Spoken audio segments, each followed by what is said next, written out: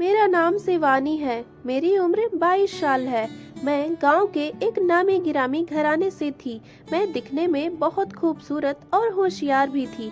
मेरे पिताजी की गांव में कई फैक्ट्रियां चल रही थी और गांव के सैकड़ों लोग उन फैक्ट्री में काम करते थे।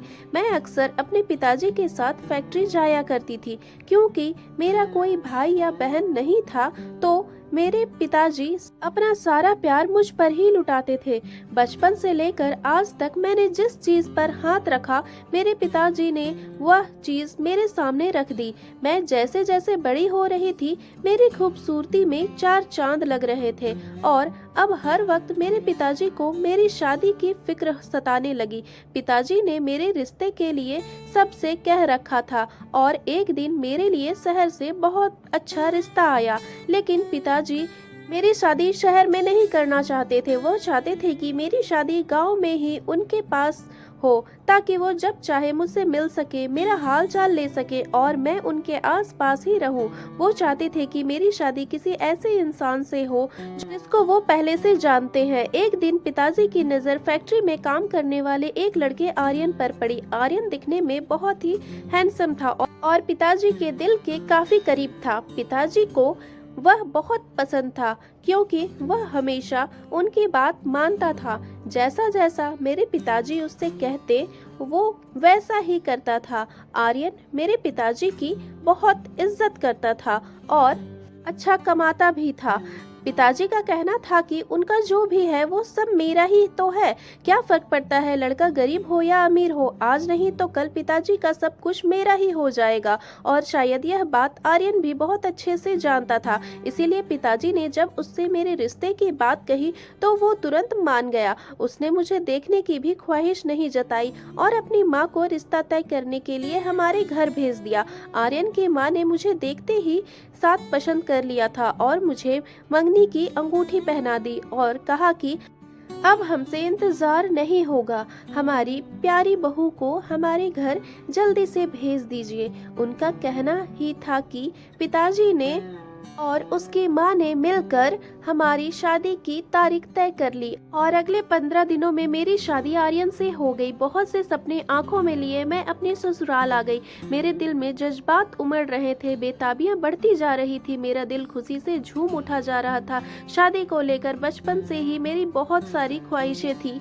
बचपन से ही अपने गुड्डे और गुड़ियों की शादी कराती थी। मेरे दिल में, मेरे बस में नहीं था। आर्यन की खूबसूरती में चर्चे भी मैंने पहले से ही सुन रखे थे। जितनी भी मेहमान हमारी शादी के लिए आए थे, सब हमारी जोड़ी को देखकर यही कह रहे थे कि हम एक दूसरे के लिए ही बने हैं।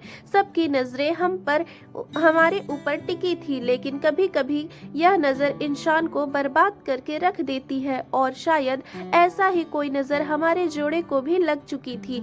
मैं अपने माता पिता की एकलौती बेटी थी। मेरी शादी बहुत धूमधाम से हुई कि दूर दूर तक खानदान में मेरी शादी की ही चर्चे हो रहे थे।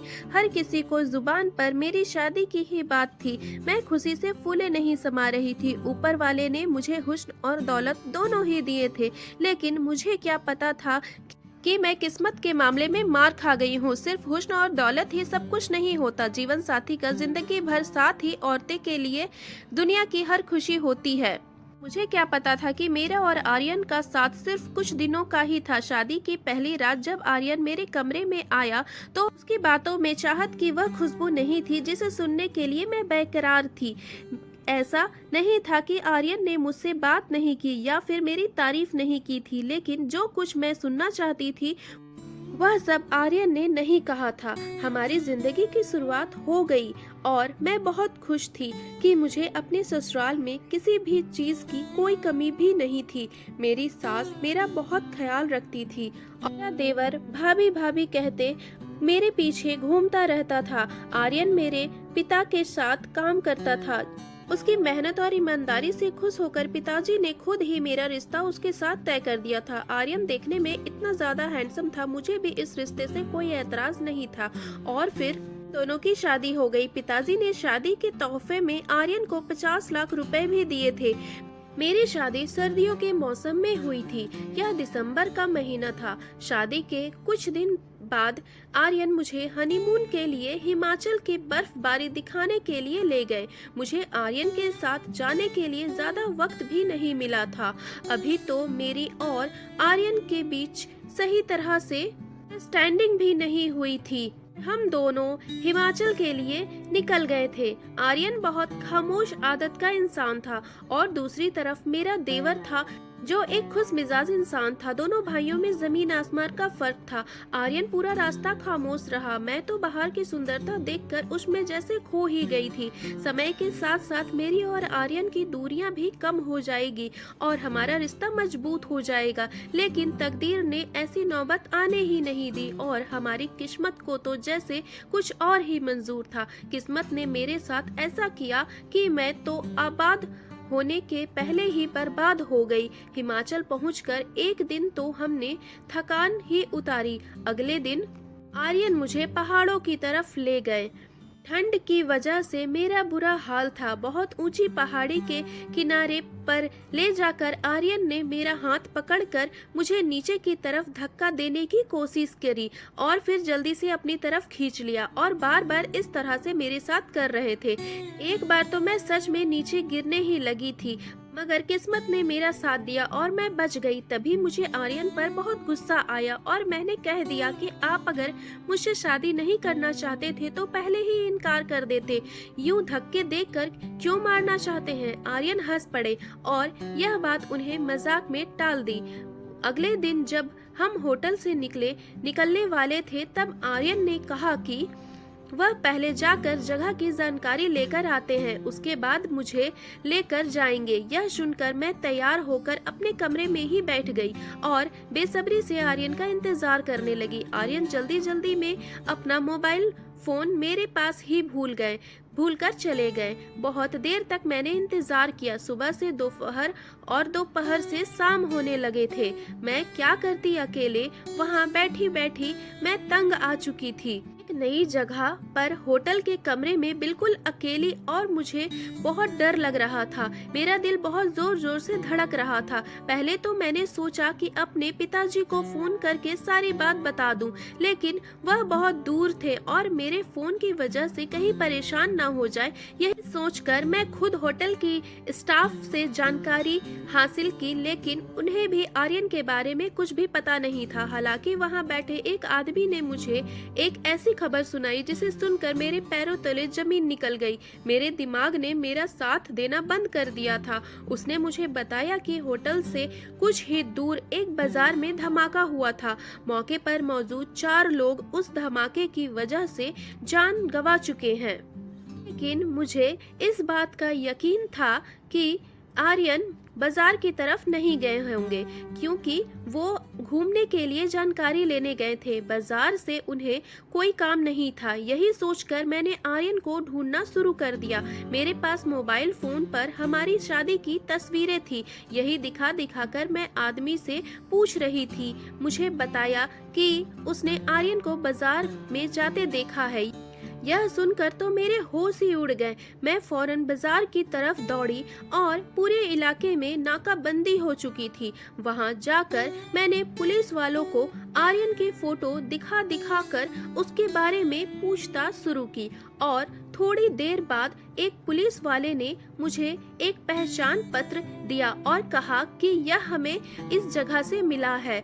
हमें यकीन है कि यह मरने वालों में से है। मैं अपने हाथों में उस पहचान पत्र को ले लिया और उस पर आर्यन की तस्वीर देखते ही मैं चक्कर खाकर गिर पड़ी। मुझे होश आया। यह सोचकर मैं फूट फूट कर रोने लगी। 5 दिन की शादी और शुदा के बाद मैं इतनी जल्दी विधवा हो चुकी थी। बस 4-5 दिन का था। पुलिस वालों ने मेरे घर वालों को खबर कर दी। उन्हें बुलाया गया और मैं अपनी माँ के साथ रोती धोती लेटी लूटी पुटी वापस अपने घर आ गई। जो लोग पहले मुझे देखकर मेरी किस्मत पर बातें कर रहे थे, अब वही लोग मुझे मनहूस कह रहे थे। मेरे बहुत से ससुराल वालों ने तो मुझे यहाँ तक कह दिया था कि मेरे कदम इतने मनहूस हैं कि मैं जीते जागते आर्यन को खा गई। बहुत से मेरे रिश्तेदारों ने सुहाग भूति के नाम पर मेरे जख्मों पर नमक छिड़क दिया कि मेरी आत्मा तक छन्नी हो गई थी। मैं दिमागी मरीज बनती जा रही थी। मैं हर वक्त सिर्फ अपने कमरे में बंद रहती थी। मैंने कई महीने अपने माता पिता के घर गुजारे। मेरी सास अक्सर मुझसे मिलने के लिए आ जाती थी। मेरी सास एक बहुत अच्छी औरत थी। जवान बेटे की मौत के गम ने उनकी कमर तोड़ कर रख दी थी, लेकिन उन्होंने मुझे इसके लिए कभी दोषी नहीं ठहराया। इस तरीके की कोई बात नहीं की जिसे दुनिया वाले गुस्सा कर रहे थे। वक्त किसी के लिए नहीं थमता, जाने वाले चले जाते हैं। मेरी सास अक्सर मुझे समझाया करती थी और हमेशा ही मेरा साथ देती थी। और पीछे रह जाने वाले दुनिया के रहमो करम पर होते हैं। जैसे कि मैं अभी तक इस वक्त जमाने की ठोकरों पर थी। जो भी मिलने के लिए आता वह आर्यन और मेरी शादी का किस्सा निकाल कर बैठ जाता। आर्यन की मौत को 8 महीने गुजर चुके थे और यह 8 महीने मेरे लिए बहुत कठिन था। वह बातों बातों में मुझे मेरे देवर की शादी की बात बताने लगी। मेरे देवर का नाम अजय था। अजय उनका अब एक इकलौता बेटा बचा था। हाँ, मुझे यह सुनकर खुशी हुई थी कि मेरी सास अजय की शादी करना चाहती है, लेकिन उस समय मेरी हालत इंतहा की थी जब उन्होंने अजय की शादी मेरे साथ करने की बात कह दी। मुझे इस बात पर यकीन नहीं हो रहा था कि मेरी सास मेरे देवर के साथ मेरी शादी करना चाहती है। इस दुनिया में नहीं था। एक बेटा की मौत हो चुका था, उसका कसूरवार ठहरा रही थी पूरी दुनिया, और वह मुझे अपने दूसरे बेटे की बहू बनाने की सोच रही थी। अजय मुझे भाभी भाभी कहकर बुलाता था और मेरी आस पास ही रहता था, लेकिन मैंने कभी भी अपने देवर के साथ शादी करने की नहीं सोची थी। मैंने साफ शब्दों में अपनी सास को इस रिश्ते के लिए इनकार कर दिया। अब दोबारा उसी घर में दुल्हन बनकर नहीं जा सकती थी। लेकिन फिर कुछ दिन बाद उन्होंने दोबारा यही बात की तो मेरे पिताजी ने सोच समझकर हामी भर ली। वह मुझे इस तरह बर्बाद होते नहीं देख सकते थे। मेरे हालात बहुत खराब रहने लगी थी और मेरे पिताजी चाहते थे कि मैं दोबारा अपना घर बसाऊं और खुश रहूं। वह अक्सर यही कहते थे कि आर्यन की मौत की जिम्मेदार तुम नहीं हो, बस ऊपर वाले ने उसकी जिंदगी इतनी ही लिखी थी। अजय के रिश्ते की बात सुनकर उनके चेहरे पर कुछ रौनक आ गई थी, इसीलिए मैंने मजबूरन इस रिश्ते के लिए हाँ कर दी। मेरी सास अगले ही हफ्ते बारात लेकर आ गई और मैं फिर से अजय की पत्नी बनकर उस घर में चली गई थी जहां पहली बार मैं आर्यन की पत्नी बनकर गई थी। ऐसा नहीं था मुझे आर्यन के से बेहद प्यार हो गया था, लेकिन शादी से में कुछ ना कुछ तो ताकत जरूर होती है कि जीवन साथी अहम हो जाता है। मेरे साथ भी ऐसा ही हुआ। शादी की रात जब अजय कमरे में मेरे पास आया तो उसके चेहरे पर एक हल्की सी मुस्कुराहट थी। उसने बहुत ही मोहब्बत से मेरे हाथ को अपने हाथ में थाम लिया और कहने लगा वह मुझे जिंदगी की बहुत सारी खुशियां देना चाहता है जो पहले मेरे हिस्से में नहीं आ सका था। वह पूरी दुनिया को मेरे कदमों में रख देना चाहता था। अजय ने मुझ पर अपनी मोहब्बत इस कदर निछावर कर दी थी कि मुझे बीता हुआ सारी बातें मैं भूल गई थी। अजय हर समय मेरे आसपास रहता था, मुझसे बहुत मोहब्बत करने लगा था। जब भी कोई मेरे खिलाफ एक शब्द भी कहता तो अजय एक मजबूत ढाल की तरह मेरे साथ खड़ा हो जाता। अजय में वह सारे गुण थे जो आर्यन में ढूंढती थी। अजय के अंदाज मेरे दिल में जीत लिया था। मुझे पता ही नहीं चला कि कब मैं आर्यन को भूलकर अजय की हो गई हूँ। हम दोनों एक साथ बहुत अच्छी जिंदगी गुजार रहे थे, लेकिन अचानक एक बार फिर मेरी दुनिया पलट गई। शायद किस्मत को भी मेरा एक और इम्तिहान लेना बाकी था। मैं तो अजय के साथ पूरी तरह से खुश थी। फिर एक दिन मेरी जिंदगी में ऐसा तूफान आया जो मेरा सब कुछ बहा ले गया। पिताजी के साथ आर्यन की जगह अब अजय ले चुका था और अजय की माँ अब बीमार रहने लगी थी। ऐसे में सारे घर की जिम्मेदारी मैं संभालने लगी थी। ऐसे ही एक शाम जब मैं अपने कमरे में सो रही थी, मैं अचानक आंगन की सफाई कर रही थी तो दरवाजे की बेल बजी। क्योंकि मैं आंगन में मौजूद थी इसीलिए मुझे बेल की आवाज सुनाई दी। जब मैंने दरवाजा खोला तो मेरे सामने मेरा पहला पति आर्यन खड़ा था। काफी देर तक मैं अपनी आंखों पर यकीन नहीं कर पा रही थी और जब मुझे अपनी आंखों पर यकीन आने लगी तो अपनी किस्मत पर यकीन नहीं आया। किस्मत ने मेरे साथ यह कैसा खेल खेला था। अचानक ही आर्यन मेरे सामने आकर खड़ा हो चुका था। वह कितने दिन मैंने शोक मनाया था। जितनी हैरत मुझे उसे देखकर हुई थी, उतनी ही हैरत अजय को भी हुई थी। मेरी तो जबान में साथ ही देना इनकार कर दिया था। मैं आर्यन से बहुत कुछ पूछना चाहती थी, लेकिन एक शब्द भी मेरे मुंह में नहीं निकला। मेरे पैर ठंडे पड़ने लगे थे। मैं साइड पर होकर आर्यन को अंदर आने की जगह दी और वह अंदर चला गया।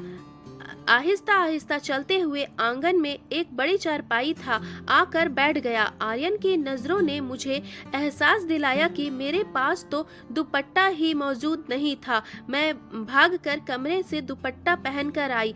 आर्यन सर से पांव तक मुझे घूर रहा था। मैं उससे क्या सवाल करूं या फिर इसे क्या बताऊंगा। इतने में घर का दरवाजा खुला था और अजय अंदर दाखिल हुआ। अंदर का मंजर देखकर तो अजय हैरान हो गया। अपने बड़े भाई को जिंदा देखकर उसके गले लग गए और रोने लगा, मगर मेरे पूरे शरीर कांपने लगा था। मुझे बहुत तेज ठंडा चढ़ रही थी। मुझे अपने आने वाला भविष्य अंधेरे में दिख रहा था। मैं क्या करती। मेरे सामने आर्यन से अतीत के सवाल करने का कोई फायदा नहीं था।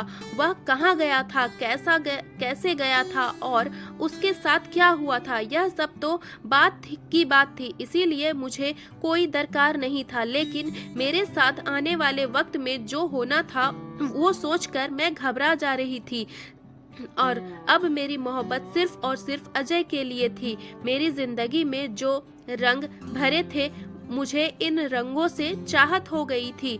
दोनों भाई बैठकर बातें कर रहे थे। मुझे कुछ भी सुनाई नहीं दे रहा था। मेरी आंखें तो अजय के वजूद पर जमी हुई थी, जो अपनी माँ को भी उठा कर ले आया। जवान बेटे को एक बार सामने देखकर बूढ़ी माँ में भी जान आ गई थी। आर्यन रोते हुए मुझसे माफी मांगने लगा, और मगर मुझे समझ नहीं आ रहा था वह मुझसे माफी क्यों मांग रहा है। फिर आर्यन ने बताना शुरू किया कि मुझसे सिर्फ पैसों की वजह से शादी की थी। मुझे हिमाचल ले जाकर पहाड़ से ढकेलना चाहता था और इसीलिए वो मुझे होटल में छोड़कर हमेशा के लिए वहां से चला गया। वो किसी और लड़की से मोहब्बत करता था, जिससे उसकी मुलाकात एक फेसबुक के ग्रुप में हुई थी और वह लड़की से शादी करना चाहता था। आर्यन भी इस लड़की से मोहब्बत करता था। हिमाचल जाने से पहले ही उसने तानिया नाम की एक लड़की को बुलाया था और वह लड़की हरियाणा की थी। इसीलिए आर्यन मुझे मारकर उसके साथ शादी करना चाहता था और उस लड़की से मिलने की तारीख तय कर की थी। वो वही बाजार में था जहां से उसका पहचान पत्र बरामद हुआ था। उस लड़की से वहां पर मुलाकात करने के बाद उस लड़की के साथ हरियाणा के लिए रवाना हो गया था, लेकिन ना जाने कब उसका पहचान पत्र वहां पर गिर गया था। इसके कुछ ही देर बाद वहां बम का धमाका हुआ, जिसके बारे में आर्यन को भी खबर मिल गई थी। उसने बताया कि वह उस लड़की के साथ इसके घर चला गया था। इसके पास वह 50 लाख रुपए मौजूद थे, जो इसे मेरे पिताजी से मिले थे। हरियाणा जाकर तानिया के साथ शादी रचा ली और वह दोनों खुशी खुशी जिंदगी गुजारने लगे। लेकिन वह नहीं, इसीलिए मैं इसके कदमों में बैठ गया। मेरे पास तो वापसी का कोई भी रास्ता नहीं था। मालूम था आप लोगों ने मुझे मुर्दा मान लिया होगा, लेकिन मुझे यह पता था कि शिवानी भी पहली पत्नी अभी मेरा इंतजार कर रही है। इसी तरह के लड़कों को फेसबुक पर फंसाने का काम करती थी। उससे मुलाकात की जगह तय करती थी और जाकर पैसे इकट्ठे कर लेती थी, ताकि यह बात मुझे बिल्कुल पसंद नहीं थी। मेरी बीवी इस तरह के गैर मर्द के पास जाए। एक दिन मुझे बहुत गुस्सा आया। तानिया को मैंने बहुत मारा और उसकी माँ देश के सारे गलत कामों में उसका साथ देती थी। इसने मुझे पुलिस के हवाले किया और मैं बहुत महीनों तक जेल में बंद रहा। कई महीनों बाद एक दिन मुझे पुलिस वालों ने खुद ही आजाद कर दिया, क्योंकि मेरे खिलाफ कोई पर्चा नहीं करवाया गया था। थाने से आने के बाद मुझे एहसास हुआ कि मैंने आपके साथ जो किया वो मेरे साथ भी हो चुका था, और इसीलिए मैं थका हारा वापस अपने घर की तरफ लौट आया। इसकी बात सुनकर अजय और माँ एकदम परेशान हो गए, जबकि मैं तो चुपचाप बैठी थी। अजय ने बहुत मुश्किल से आर्यन को यह बात बताई कि अब शिवानी तुम्हारी बीवी नहीं रही, क्योंकि तुम्हें मुर्दा समझने के बाद शिवानी ने शादी कर ली। यह सुनकर तो आर्यन चीखने चिल्लाने लगा, ये कैसे हो सकता है कि मैं तो जिंदा हूँ और तुमने मेरी पत्नी से शादी कर ली। शिवानी अभी मेरी बीवी है। आर्यन की बात सुनकर मुझे एक झटका लगा। मैंने आगे बढ़कर उसके मुंह पर थप्पड़ मार दिया। उससे पूछा कि उस समय तुम्हें अपनी पत्नी का ध्यान नहीं गया जब तुम उसे पहाड़ी से धक्का देना चाहते थे? अब तुम अपने उस मकसद में कामयाब ना हुए तो उस एक अनजान जगह पर सुबह सवेरे तन्हा छोड़कर एक दूसरी औरत के मोहब्बत में निकल गए थे।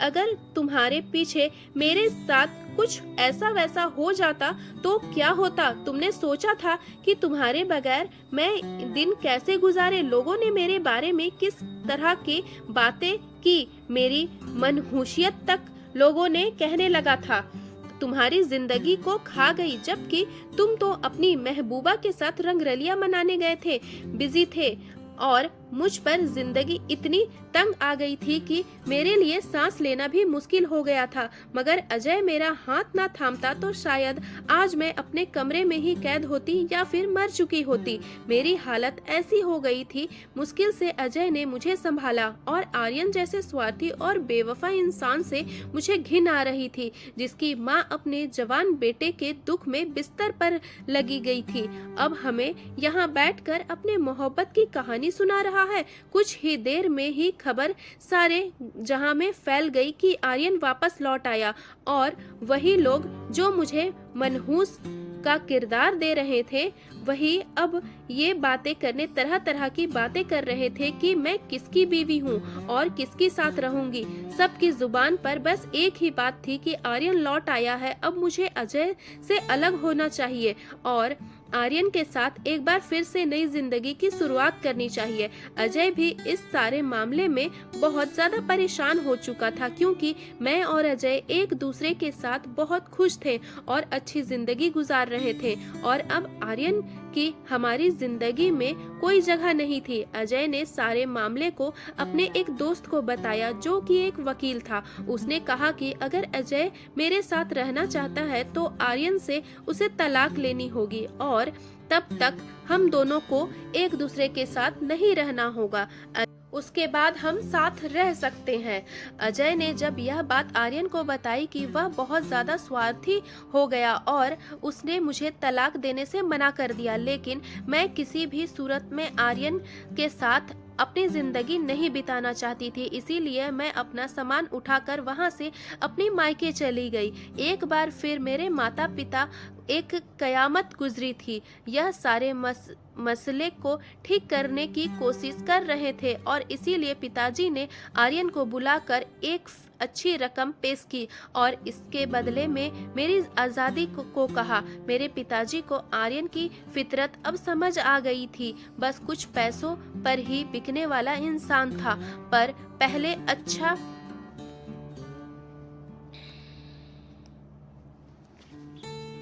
बना फिरता था।